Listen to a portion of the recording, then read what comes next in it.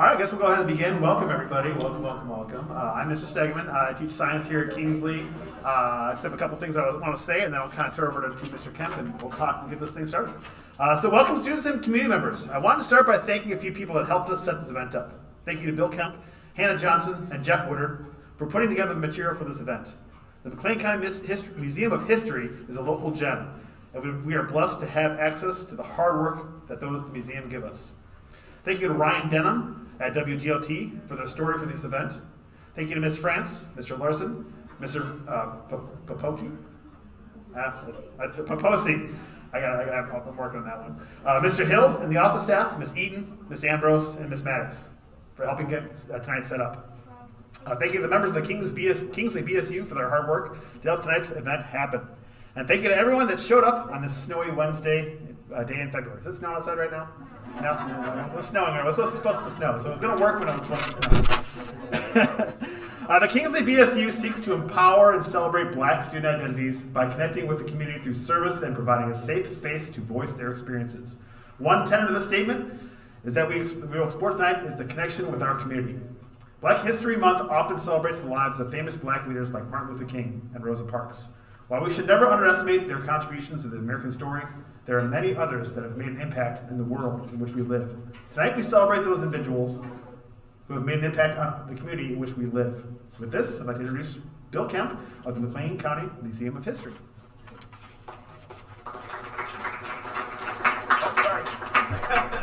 That's right. We're going to switch it up on you for just a minute.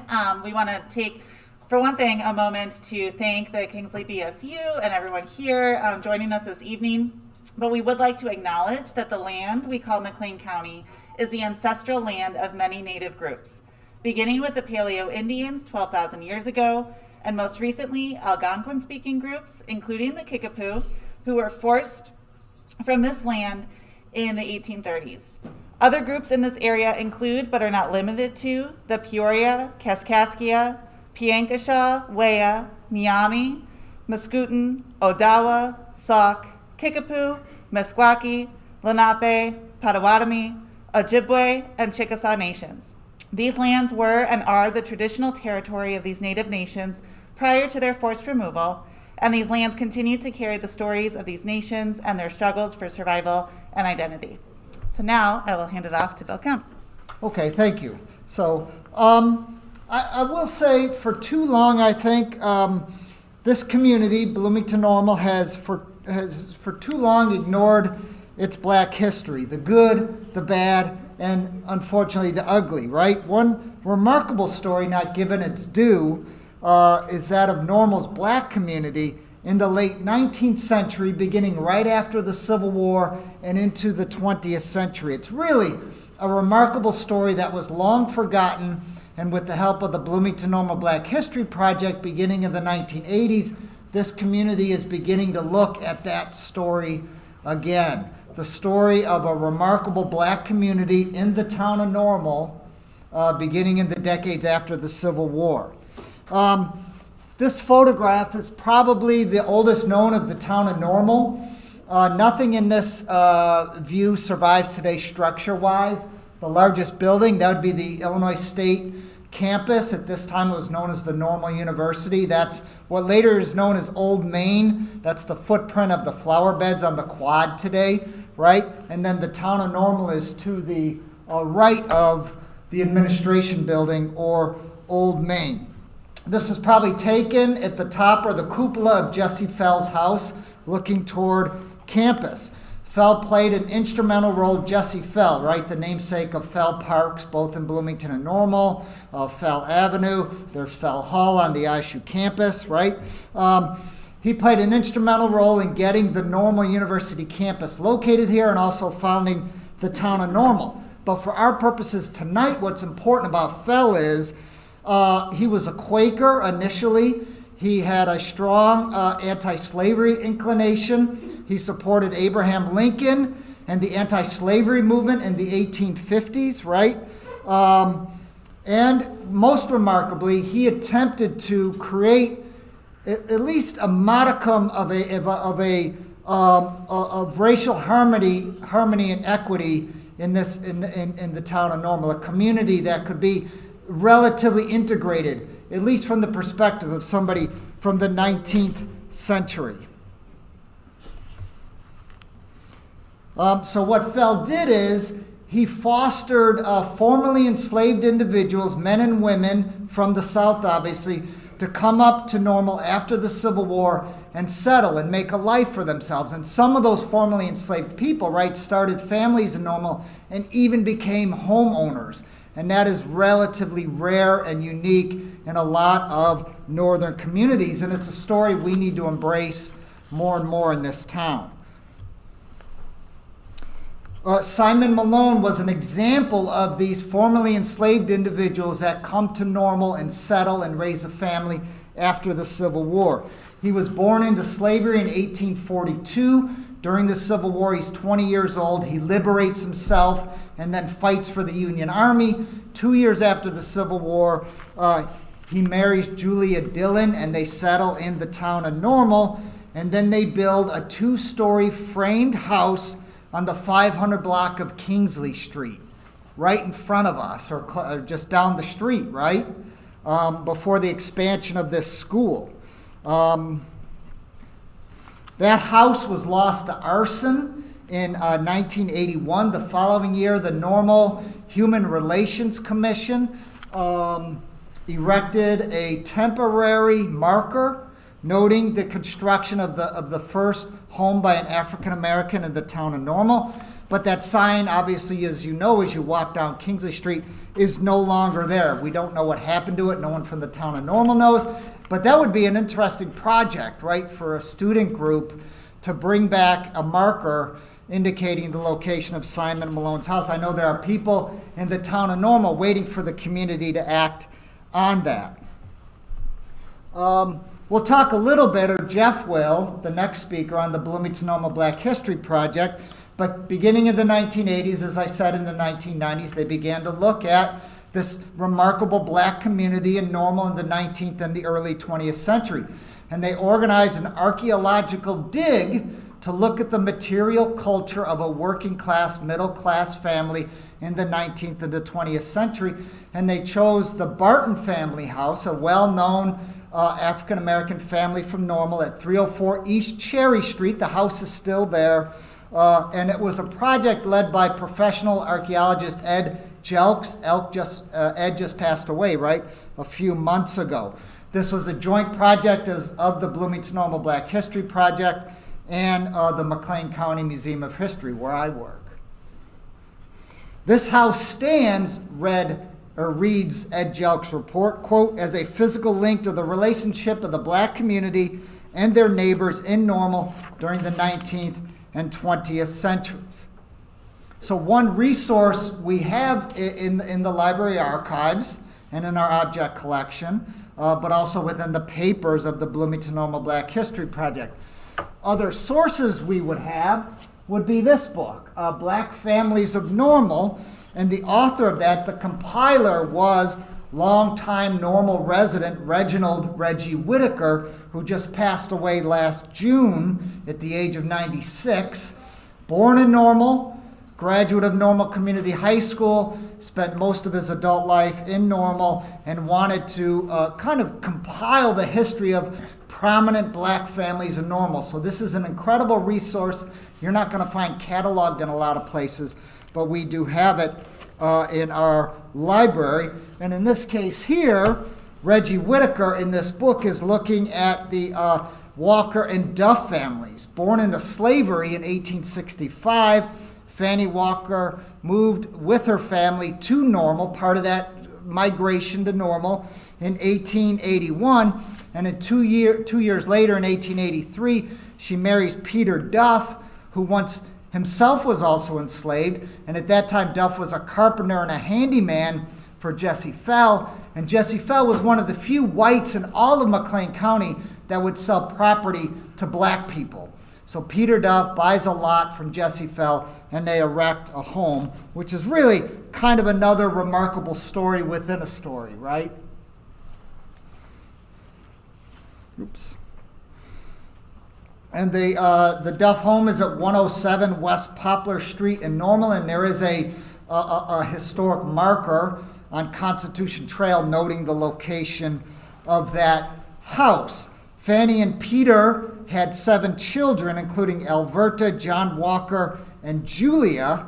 Though all the Duff children finished high school locally, the schools were integrated really early and normal. Local racist attitudes limited their employment opportunities locally, so they had to go elsewhere to work. That's one of the great tragedies of local history, was the brain drain, right? We had integrated schools, blacks could be educated, but then they had no really meaningful employment here, right? There were no black public school teachers in Bloomington-Normal until what? The 1960s, right? So you had to go to St. Louis or Indianapolis or Tulsa or Chicago to find employment. This would be a much more richer and interesting community if those folks stayed here and raised their own families, right? But that was not to happen. Okay, I don't know if you know the story of the Fisk Jubilee Singers, right? Fisk College, today Fisk University in Nashville, Tennessee. After the Civil War is a way to raise money for Fisk College, which is a historically black college, again in Nashville, Tennessee. Groups of Fisk students would travel the north and sing gospel or black church music, right? Hymnals, right? Hymns. This was popularizing black spirituals or gospel music to white audiences in the north. So again, Fisk College, students traveling the north, entertaining white audiences with black spirituals or gospel music is a way to raise money for their historically black college. When the Fisk Jubilee Singers come to Bloomington in the 1880s and the 1890s, they're allowed to stay at the finest hotel in Bloomington, which at that time is the Ashley House at the corner of Center and Jefferson Street, just off the Courthouse Square. Of course they're welcome there. They're celebrities. They're artists. We want to show off the finest of our community to these welcomed visitors, right? That makes perfect sense. How do we know they stayed at the Ashley House? Well, we are a nationally accredited museum, and we have a wonderful archives, and we actually have the register of the Ashley House or Ashley Hotel from 1880 with the signatures of the Jubilee Singers because they were in town to perform. Is that not cool? They were back in 1881. But what happens if the Fisk Jubilee Singers, which they will, come back in the 19-teens and the 1920s, right, 20 or 30 years later? Or Duke Ellington, right, and his jazz band come in the 1930s. Duke Ellington, one of the greatest artists in world history, right? They cannot stay at the finest hotel in Bloomington, which at that time was the Illinois Hotel. It still stands today, known as the Illinois House. So what happened, right? We're told that the arc of history bends towards social justice, right? Things always improve. And that's generally the case in American history, but we know we can take a step forward and sometimes a step or two back, right? And that's what happened from the late 1800s to the early 1900s, right? For blacks in this community, things took a turn for the worse. And that occurred throughout the North and, of course, in the Deep South. Woodrow Wilson is elected president in 1912. He's the first U.S. president since before the Civil War to be from the South. Although Woodrow Wilson is very progressive when it comes to certain issues like economics, when it comes to civil rights, he's very retrograde, right? He resegregates the federal workforce, right, which had been integrated to some extent by his predecessors, right? Birth of a Nation, which is a notorious film which romanticizes the Ku Klux Klan, comes out in 1915 and is the most influential and popular American film until the talkies begin in the late 1920s, right? And it really, for a lot of Americans, speaks to true history, even though we know it's a pack of lies, right? It romanticizes the Ku Klux Klan and its origin, and it stereotypes in the most ugly ways African Americans, right? By the 1920s, the Ku Klux Klan is resurgent throughout the United States, and especially in the North. It's reborn as a white nationalist, law and order, anti-immigrant or anti-foreigner, and of course anti-black, and also anti-Jewish organization that is very popular locally, right? There are large Klan parades and rallies in Bloomington-Normal, sending a signal to the black community that things had changed, right? Folks are no longer welcomed as they once were. This story that I'm relating here is told very well in a 2017 article in the Journal of the Illinois State Historical Society by ISU professor Mark Wyman and District 87 Bloomington Public School educator John Muirhead. Jim Crow comes to central Illinois, racial segregation in 20th century Bloomington-Normal. It's a pretty short article. It's something junior high or middle school students could handle, and it's a wonderful introduction to the story I'm telling here. Okay, so for our purposes here, we must remember, by the 19-teens, 1920s, right, if African Americans wanted to eat at a downtown restaurant in Bloomington or uptown Normal, they had to knock on the back door and get the meal put in a paper sack to take home and eat. They were not welcomed anymore in restaurants. We know they couldn't stay at hotels. There was segregated seating in theaters, right? If blacks wanted to shop downtown at the department stores, they were welcome to do that, but unlike whites, they were not allowed to try on clothing, right? So these are issues of not only civil rights, but of human dignity as well, right? So this is our community, and it's a story we can't forget. It's one we need to address and tackle and approach and understand better and no longer forget, right? In 1947, this is 2 years after the Civil War, black and white veterans of World War II find out that there's a segregated restaurant right off campus on University Street, known as the Pilgrim Cafe or the Pilgrim Restaurant. In fact, most restaurants in Uptown Normal at this time are segregated, right? So they picket, right? The ISU president is not happy about it. The ISU student council is not happy about it. But finally, the owner capitulates and welcomes black customers. So you begin to see Jim Crow in Bloomington-Normal being chipped away after World War II because black veterans, right, had fought for liberty and freedom overseas, and then they come back to the United States, and they're not allowed to eat at a restaurant, attending school. The owner says, you could eat at the cafeteria at the school, but you're not welcome here. Hence, they're going to picket, right?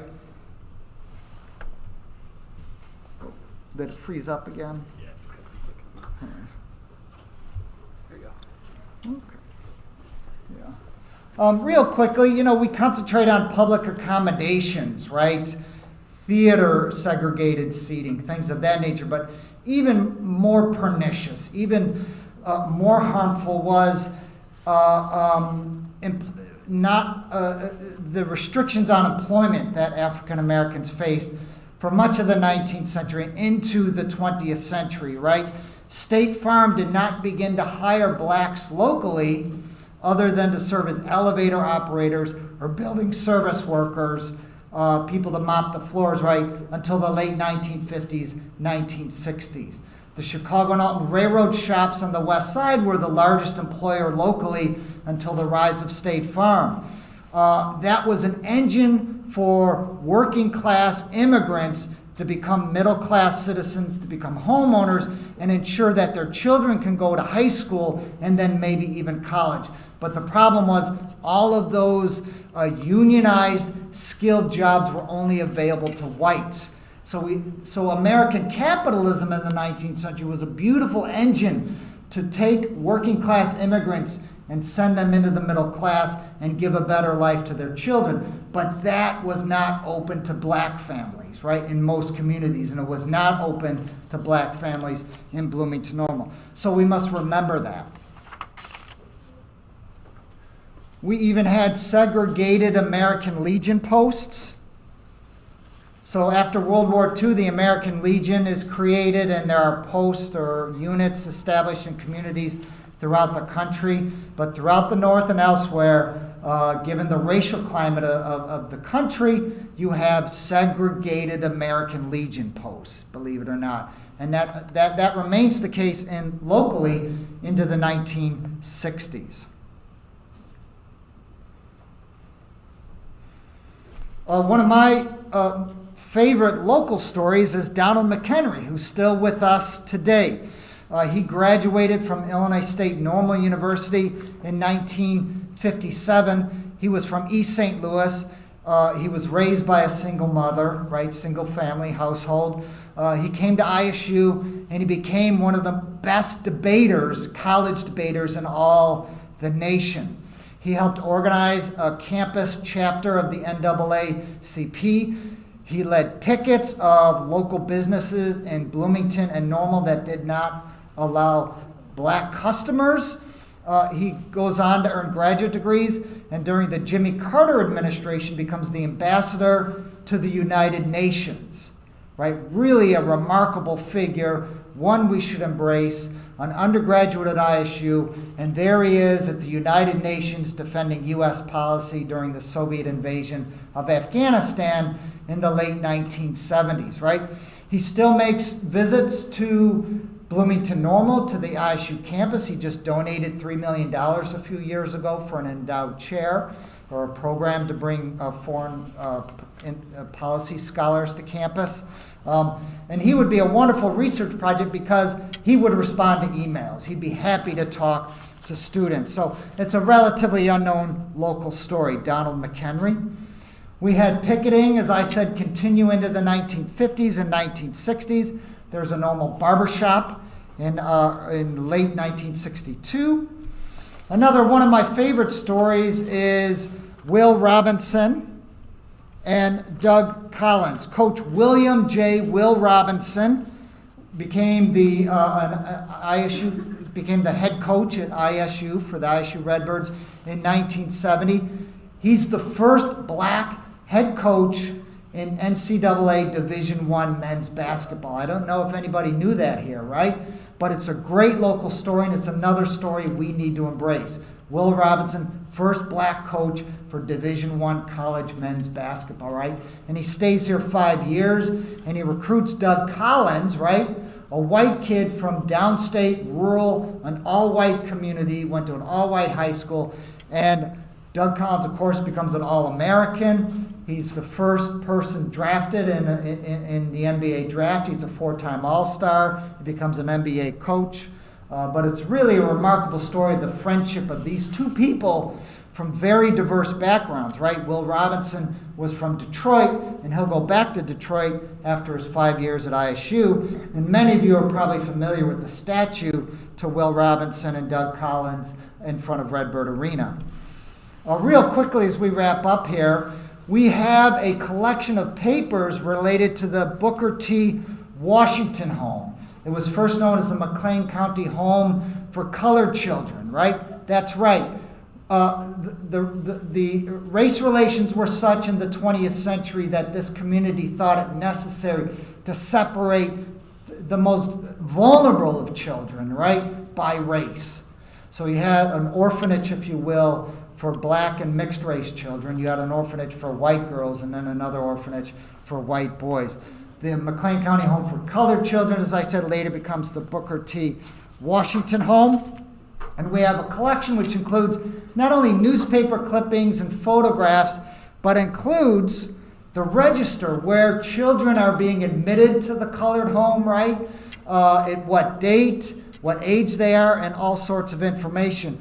And here we see the EBO children, EBO, being admitted in 1939. So the most famous graduate of the McLean County Home for Colored Children, later the Booker T. Washington Home, would be Elizabeth Louise Betty EBO, right?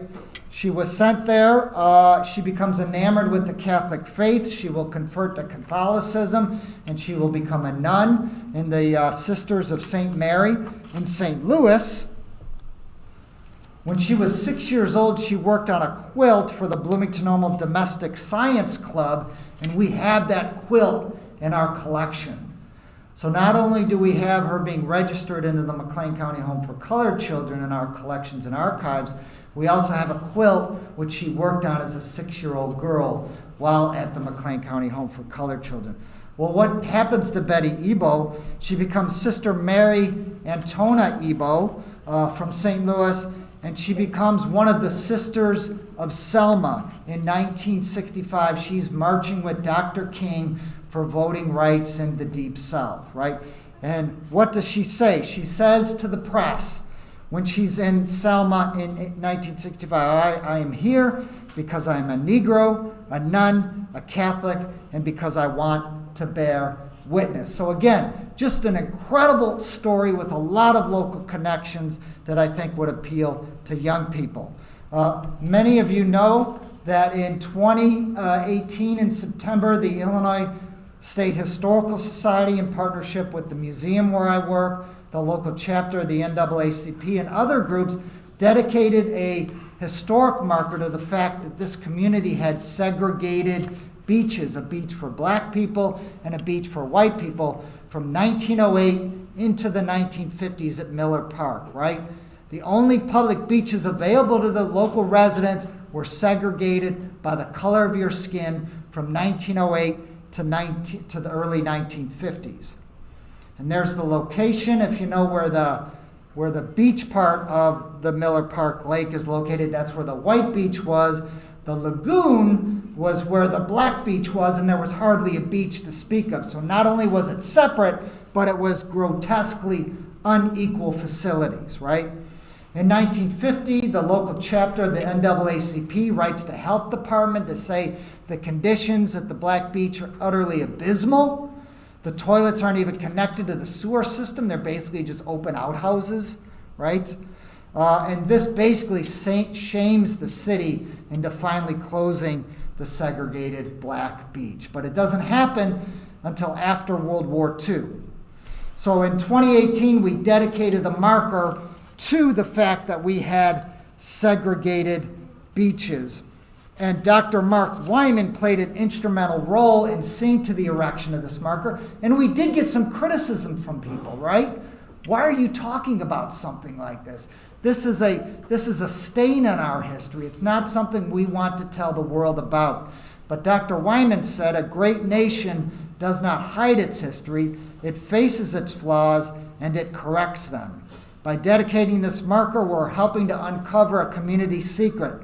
And that secret is this: Bloomington-Normal were held in the grip of racial segregation for the first half of the 20th century and beyond. So you need to shine a light on something if you're going to heal and move forward. And that was kind of the spirit of this marker. So if you're ever at Miller Park, please take time to take a visit.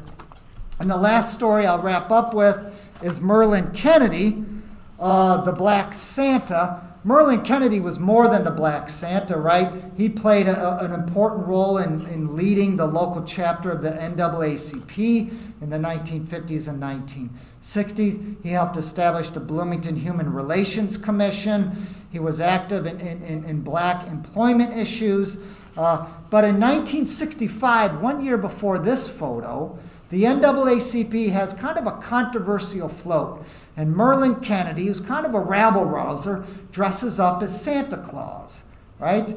That float is not permitted to continue, and Merlin Kennedy is not permitted to continue as Black Santa, because Mayor Bob McGraw says there's a one Santa rule, and you cannot have controversial floats for the Santa parade.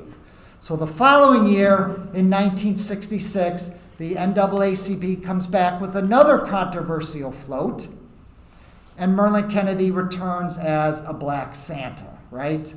The float is again stopped by the Bloomington police. Merlin Kennedy is told to step down from the float, but he continues to walk along the parade route, but along the sidewalk. The police stop him, and an ISU English professor who was a member of the NAACP shouts, "They're arresting Santa Claus." And everybody looks at Merlin Kennedy and the police, and what are the police going to do? You can't arrest Santa.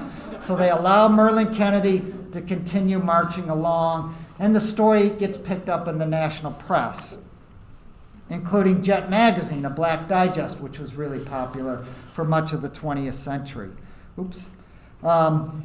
And it gets picked up in the Decatur newspaper and elsewhere. So the legend of the Black Santa really dates to that time.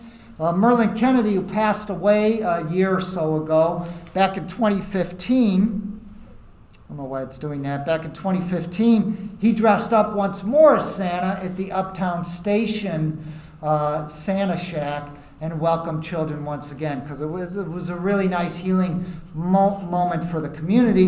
And we do have Merlin Kennedy's Santa suit on display in our Community and Conflict exhibit at our museum. And now I'm going to hand it over to Jeff. Thanks, Bill.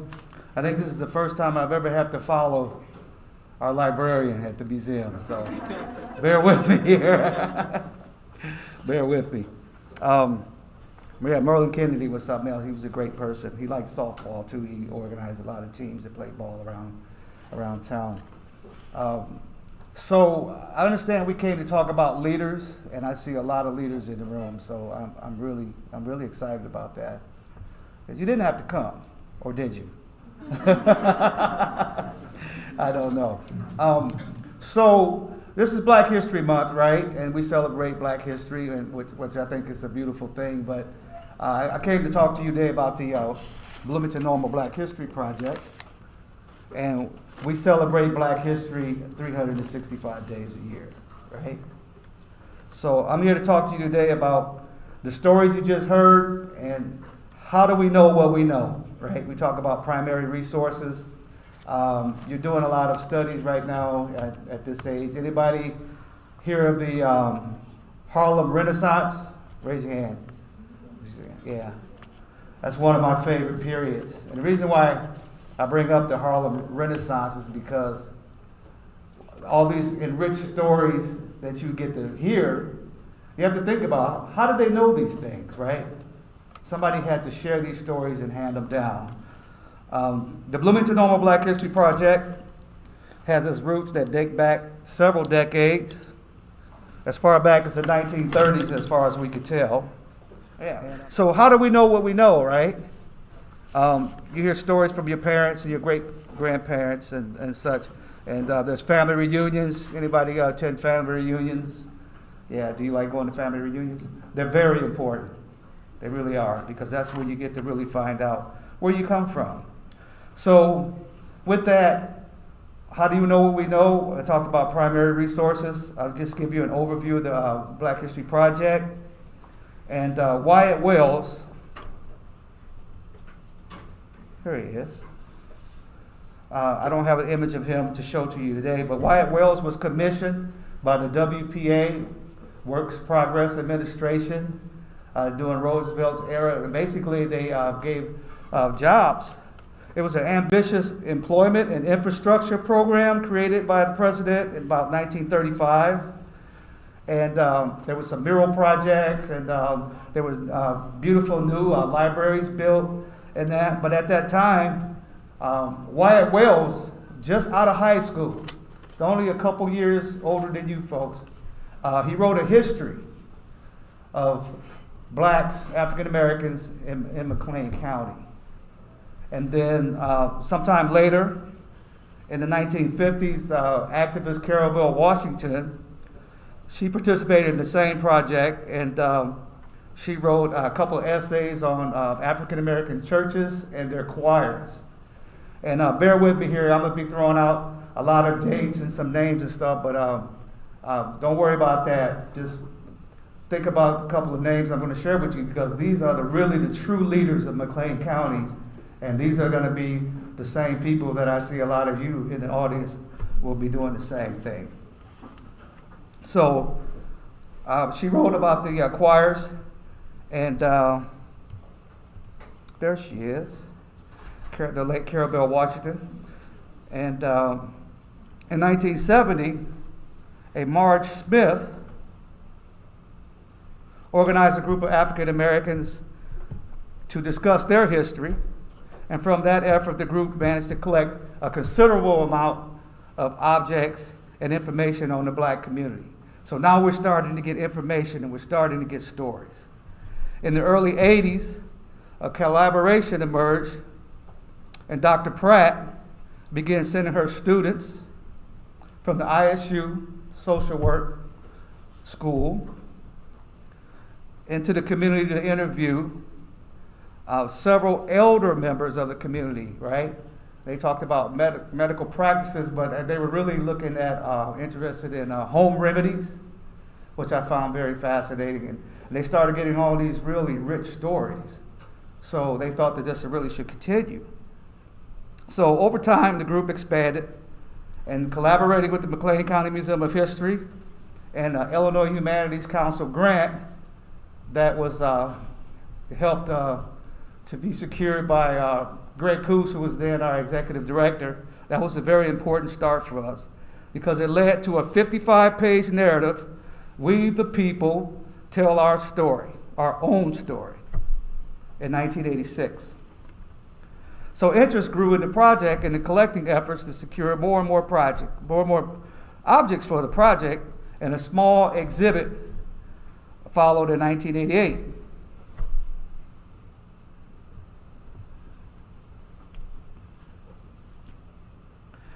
In 1989, the Bloomington-Normal Black History Project began a formal relationship with the McLean County Museum of History, and we now serve as a repository for all the accumulated materials that are now in the museum's permanent collection, some of which you've seen shown by Mr. Kemp today. By 1990, Mildred Pratt and Dr. Shaw had conducted 65 oral history interviews, and all of these interviews can be seen at our website, mchistory.org. You go to resources, it's all there. We got the Black History Project there, and also an additional link to all the Black resources or African American resources at the museum. So it's right at your fingertips, right? So that was 65 had been transcribed at that time. I think we're up to about 82. And there are some stories that we've been collecting here recently that just need to be transcribed. So remember those words, right? Opportunity for you to write, for you to record, for you to transcribe. And then those materials can be added to our collection. And that's what we need. We need other young people to do that for us. So over the years, project members, students like yourself, scholars and volunteers, we need our volunteers, contribute to collect, record, and transcribe interviews and archaeological digs, artifacts, photographs, as Bill mentioned, portraits, church and club histories and memorabilia, and research articles documenting the Black experience in McLean County. Of course, these materials form the basis of an exhibit, Presence, Pride, and Passion, A History of African Americans in McLean County, which opened in 2006, about a year after I started at the museum. So that was really exciting for me to just come into the museum and get to be just immersed and surrounded by all of this rich history. It was important. And then get to work with all these wonderful historians and educators, and I find myself to be very lucky in that regard. So I won't keep you because I know Hannah's got some really exciting and some more fun stuff, I think, ahead of you. But I did want to share with you while I'm here that there was also an accompanying book of the same title, and you can see it here, Presence, Pride, and Passion, History of African Americans, and I believe you have copies of that in your library, and you can also access it at our website online. And that will get you a really good start on the basics of African Americans in McLean County beginning in the 1930s. But before I go, I wanted to share something with you. Why do we do this, right? Why do we do that? Because it makes us a better place. And it helps us to understand each other. I'll share a story with you. I came here in 1989, didn't know anyone here. I came to work for McLean County Mitsubishi's motor plant, which is now Rivian. And I remember coming here and didn't know anybody. I went to the store and I was looking at a newspaper that was sitting on the counter, and an elderly white woman was there ahead of me checking out. And she looked at me and she says, "What are you looking at?" I said, "Excuse me?" She said, "Yeah, what are you looking at?" She says, "That's my paper. They sell them over there." And I just felt really out of place. And we would go out in our uniforms and people would ask us, hey, how did you get a job here? You know, my grandfather or my uncle applied for this job and they didn't get it. Well, you know, they hired the people that I guess were qualified. But the reason why I'm sharing this story with you is that I really fell out of place here, and I went home every weekend for a year, entire year. I didn't know anybody, didn't visit anybody, didn't go anywhere or any of that. And thus I was introduced to the Black History Project. And I started learning about the lives and the accomplishments and the stories and all these different characters and these people. And in regard to feeling like you didn't belong, that was the furthest thing from the truth. And I realized that all of the people that I stood on their shoulders, right, made me the person that I am today. So when you talk about history, it's just not about history teachers, because we have them, they're great, right? They share all these things with you, but there's so many other things that you can learn from learning about yourself. So in closing, I'm hoping to groom another generation of leaders like yourself to continue this project, right? So we can continue to collect, interpret, and preserve the voices just like the one I shared with you today. Okay? Thank you. All right, so I know that we are nearing almost an hour and you've been such an amazing, attentive audience, right? But we do want to kind of take it full circle, right? We talked about the history. We talked about the folks who are involved in preserving and capturing and recording that history.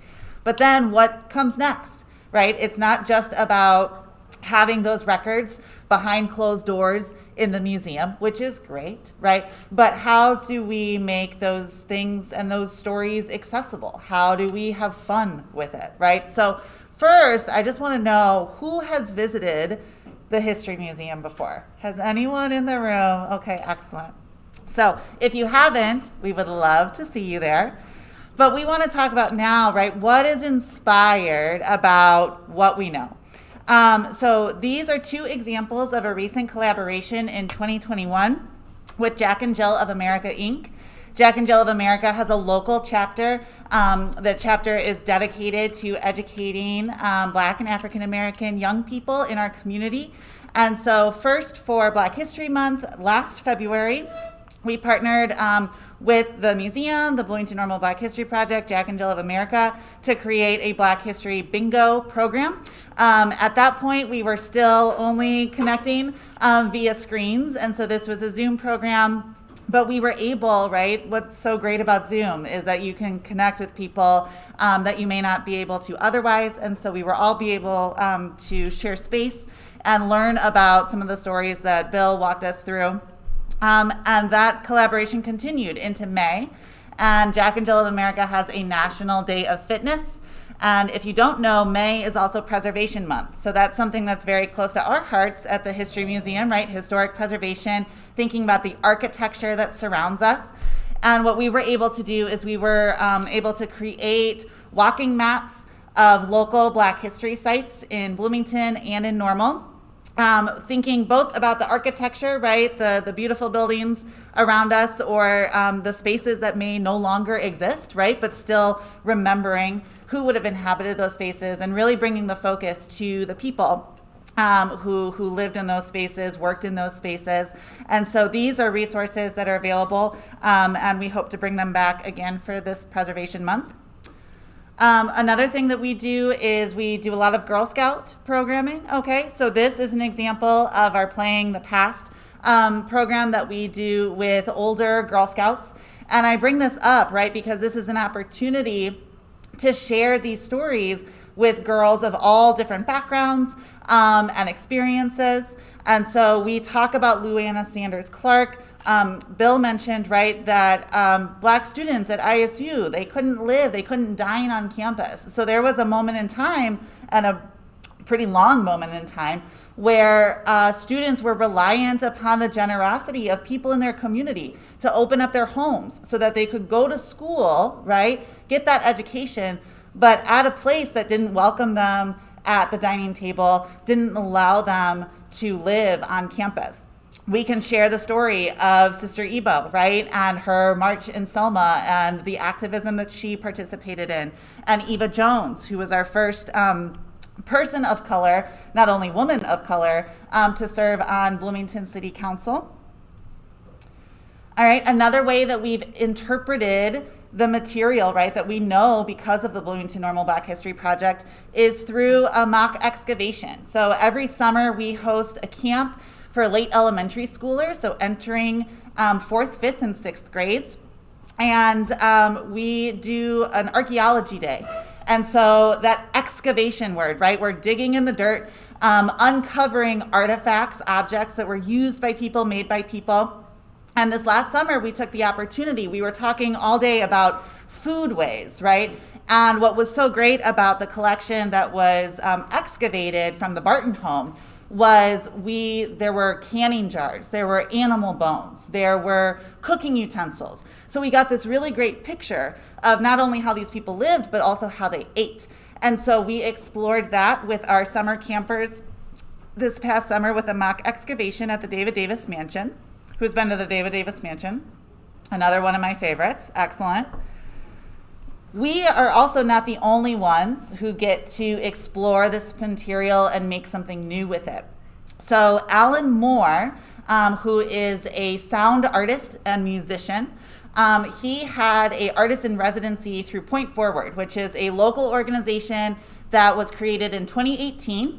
And they bring musicians together from all over Central Illinois who are they're kind of pushing the boundaries, right, of what is music, what is sound art.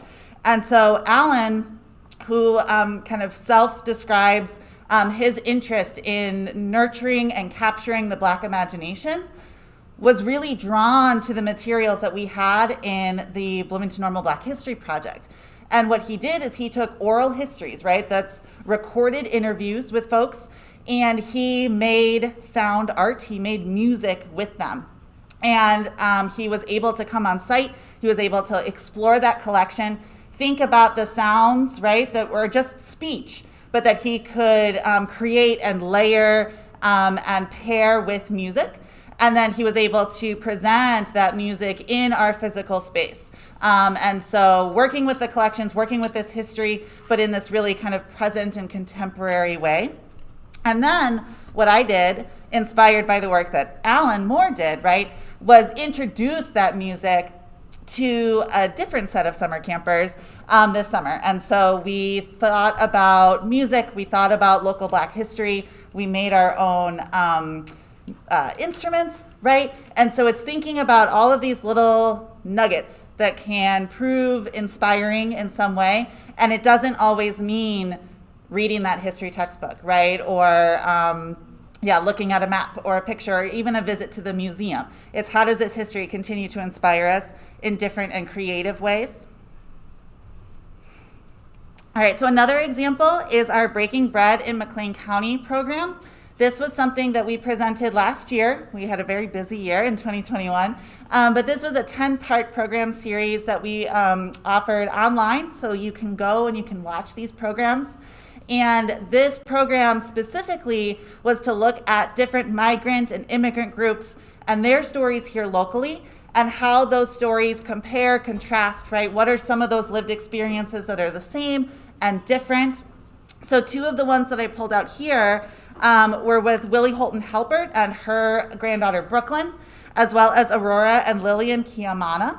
And so Willie and her granddaughter cooked soul food as part of our soul, green, and savory things presentation. And Aurora and Lillian cooked makate as part of our Sava cassava program. So looking at Congolese Americans and their lived experience here in McLean County, and local Black and African Americans.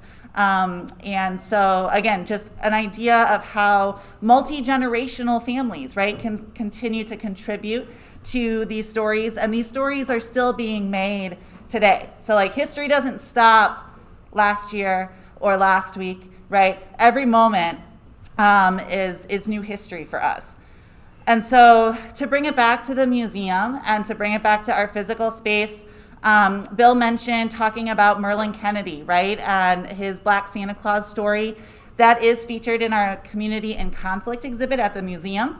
What's really great about our exhibits is that they're also available online. So you can learn more about Merlin Kennedy, you can learn more about other stories of historic note that are presented at the museum. But if our audio works, I really want us to be able to listen to the words of Merlin Kennedy in his own voice, talking about his experience that day. So let's. Here is Merlin Kennedy in a 2010 oral history interview describing the incident. If they could come up with a reason to take me to jail legally, they probably would have. But they couldn't come up with a reason. And not only the minority was crowding around the police, about 5 policemen, it was some Caucasian people crowding around the policemen. They got scared and they backed off. Because the kids, they didn't care. They just saw a red suit. You know, Santa Claus. Who is Santa Claus? Mommy, that's Santa Claus. That ain't Santa Claus. Come on here. You know, she almost jerked the boy's arm off, trying to get him away from me. Because she didn't want him to realize the Santa Claus was just a suit, you know, regardless of who was in it. Okay, so again, an example of how some of these projects are decades in the making, right? You might capture a story 20 years ago and you have that recording or you have that transcription, and then we only just opened this exhibit in 2019. So it took us that long, but we now have a space where people can hear the words of these folks as they said them in real time. Here is Merlin Kennedy in a 2010 oral history interview. Sorry about that. All right. So then, to wrap up real quickly, back referencing what Jeff has already mentioned to you, right? So much of this content is available online for you to continue to explore, and we do have a specific document that brings together all of our resources pertaining to Black and African American history here locally, and that can be reached at MCMH Black History, and that includes not only the Black History Project, right, but all of the other programmatics and resources that are relevant to that subject matter. Okay, so then to end, we're going to play 2 really quick audio clips for you so that we can end this evening together with the words of Carabelle Washington and Dr. Mildred Pratt, who again were founders, mothers of what we know today as the Bloomington-Normal Black History Project. So we're going to start with words from Dr. Mildred Pratt, and these were recorded in 2008 at the closing ceremony of the Presence, Pride, and Passion exhibit. So this is Dr. Pratt. What I'd like to say is that I think this project is unusual in many respects. One, that it has existed for now some 25 or 26 years. The other thing that I'd like to say is that we would not be able to do this except for the tremendous contributions made by the people who lived the history and so willingly shared it. I think that one of the unique aspects of this project is the fact that it included university professors, Illinois State University, Illinois Wesleyan University, and the McLean County Historical Museum. We could not have done what has been done without these groups having been involved. Another unique aspect of this project, I think, is the fact that we all work together as colleagues and friends, which I think it was not professionals doing it. We all were colleagues together. Those people who made the history, those people who survived racism, and made a life for themselves, contributed to the community, helped out each other. That is the essence to me of this project. Okay, so to reiterate, right, it's not about being professional. It's not about having certain degrees or even expertise, right? It's just having that interest and being able to work together towards a common goal. And then we're going to end, and especially when we're thinking about leadership, right, and we're thinking about what's coming next, right? What's the next opportunity? Let's hear what Carabelle Washington has to say about that. But I would say to you as parents today, to remind your children that if they do not know what is happening behind them, they might not make the most progress on the road ahead of them. It is so important. I know we say, oh, that's old-fashioned. There's nothing old-fashioned. It's historical. But that's long since past. Yes, it is the past, but it is history. And we would not have known what we know today if there had not been somebody back there saying, I must jot this down. I must make a note of it. So someone ahead of me will know that we were here, that we had struggles, that we had successes, that we had failures, but it's still all of history. I said to somebody not too long ago, I've been a lot of places, and I have met many people. Some of them ordinary, some of them famous, some in between, some struggling, some already made success. But I'm sure that if you think about it, you will remember there were some people who made an impression on your lives. And you must pass it on. You must remember you are a part of history. You are living it. And it will not stay alive if you are not documenting it for those who will come behind you. Now I'm not going to say more. All right, thank you, everyone. All right, so we were going to kind of turn over to some questions for the McLean County Museum. They kind of have a panel here. I'll come around if you have a question. Just raise your hand and I will bring the mic over to you and we'll turn over to our You mentioned volunteers. I just was curious about what kind of things volunteers might do with the museum.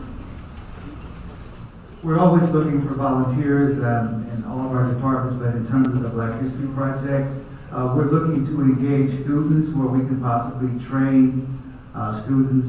And it's not really that hard to actually do oral histories. You can start by doing maybe one of your family members. We can show you how to do that.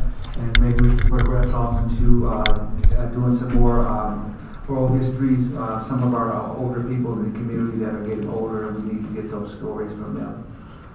Some of them we even have stories on already, but we need to have more in-depth stories. And I think this would be a good opportunity, a generational thing for young people to sit down with the elderly people, because you can really learn so much. I know I have. I enjoy doing it. I really do. Fascinating. That's just one thing. But assist with events that we may have, the Juneteenth, things of that nature. We've also had a reboot of the Black History Project in 2018. We had Willie Howard Horton put together some young students, you may know some of them, that did a series what they call living statues, where they portrayed actual people from the citizens of McLean County, like Mr. Gasson, who said the posting she mentioned, and others. So there's always an opportunity for theater, music, poetry, writing, recording, video. I know kids are into video now. You call you kids, you're young people, I'm sorry. But that's just a few things, What the event that you have coming for the Black History Project? I believe what's slated to come up next is probably be the Juneteenth, because we were looking to do something with a collecting or sharing exercise, and it didn't come off because of this whole new variant and such. But for sure, I know there will be a Juneteenth festival. Thank you.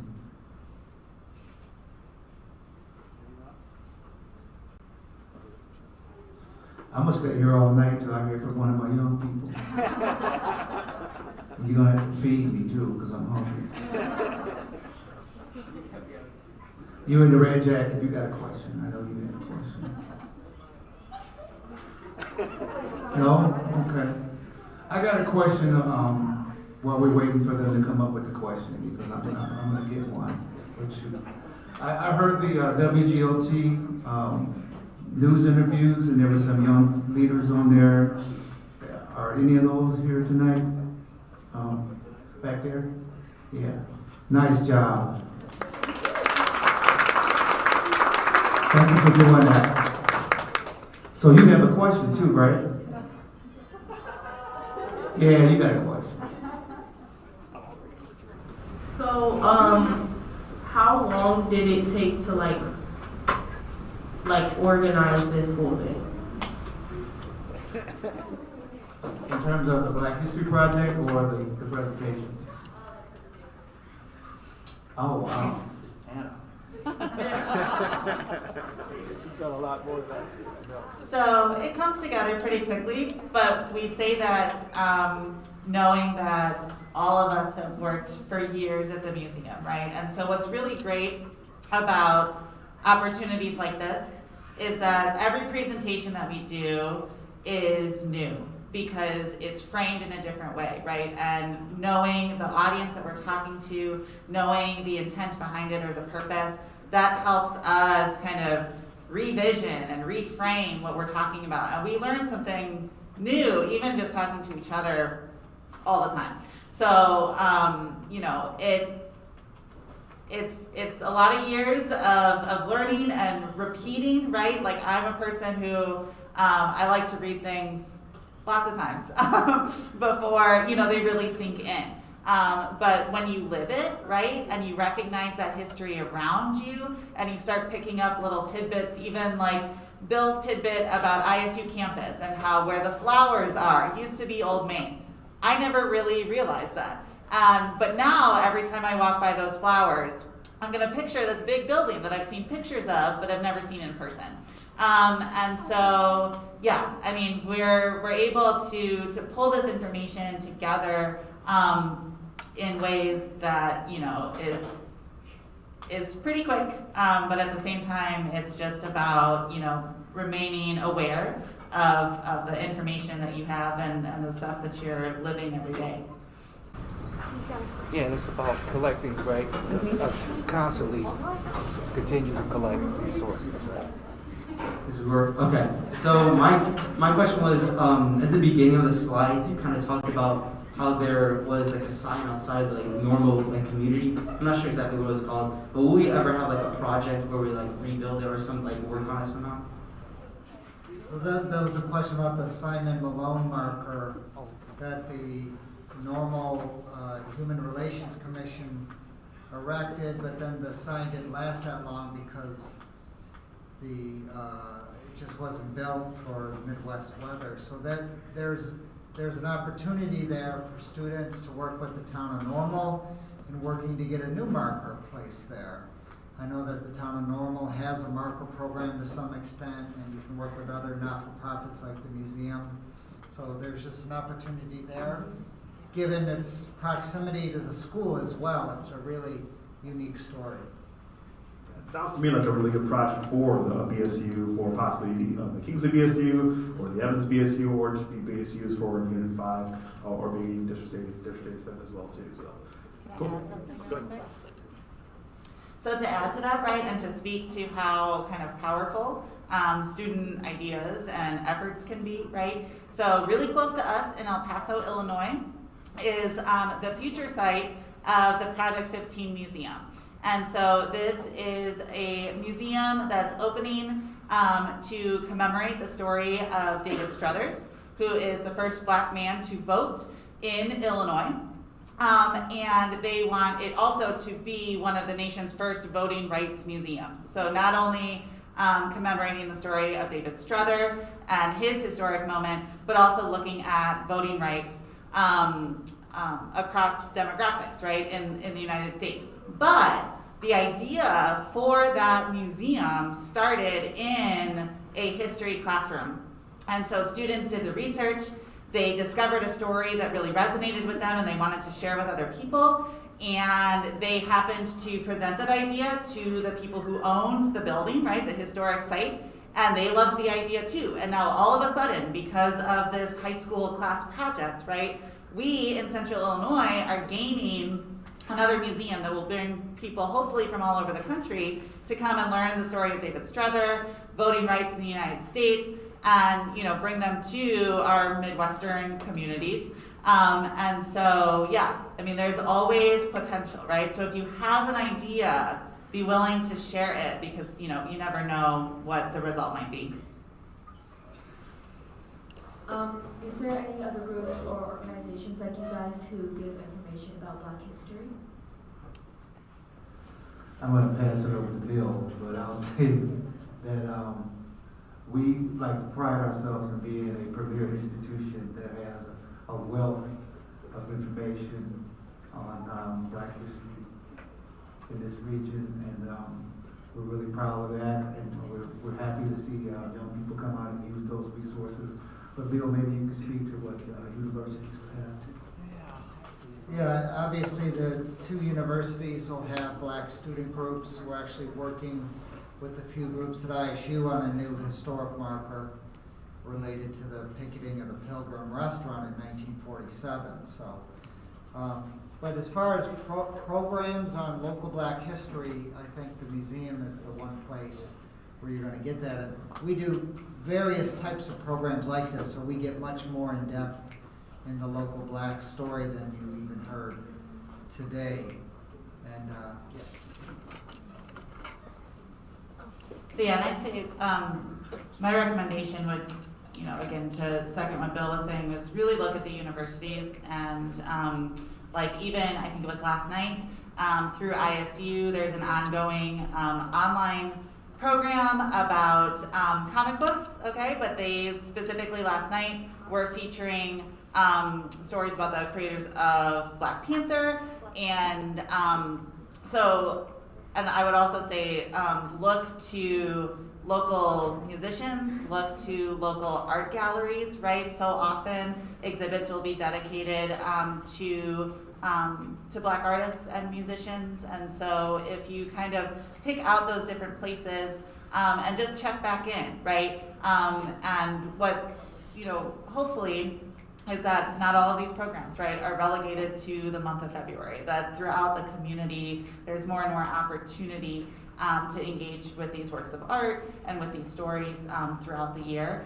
But definitely a lot of university programs, ISU, Wesleyan, are open to the public. And that's what we don't always remember, is that you don't have to be a student there to go to the programs that they're offering. And these are places with, hundreds of folks doing different kinds of research and presenting that in a lot of different ways. So. I would say Riverfront Museum too in Peoria. Was it Riverfront? Riverfront of Peoria as well. Museum in Peoria would be definitely something to keep an eye on. Anybody else? Permanent exhibit too. Anybody else? Last chance. Last chance. All right, I'm going to round of applause for the Founders Union. Thank you so much. Well, we want to close up by thanking everybody for coming out tonight. We're hoping that this can be something we do more often.